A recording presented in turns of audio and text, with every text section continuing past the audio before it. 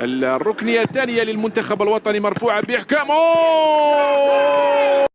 الهدف الأول، إنه الهدف الأول من رامي بن سبعيني.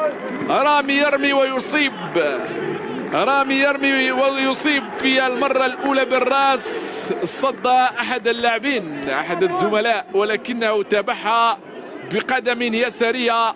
رامي بن سبعيني يفتتح باب التسجيل لمصلحة المنتخب الوطني مع هذه البداية. هي الكرة الأولى، رامي بقوة معتاد على التسجيل هكذا مع بروسيا موشنغلادباخ. رد أوندي ديلور الكرة، شاهد الكرة العرضية، تسلل واضح على رامي بن سبعيني.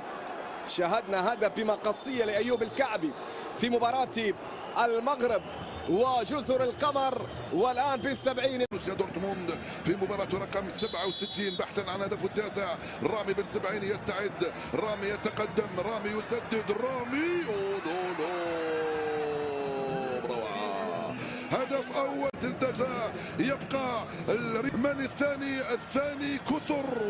يا رامي رائع انت يا رامي، اصلا قبل تنفيذ ركله الجزاء رائع في الدفاع ورائع بالراس ورائع في التموقع، رائع في الجزائر في تنفيذها. يرفعها في القائمه الثانيه بعيده تماما من هنالك بالراس، جول بالراس وجول. رامي بن سبعيني يهز الشباك ويفك العقدة ويسجل الهدف الأول عند الدقيقة العشرين.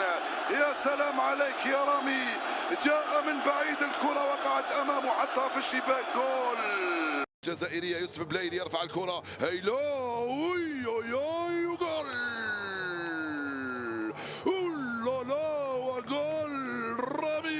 بن سبعيني يفتح مجال التسجيل في الدقيقة 46.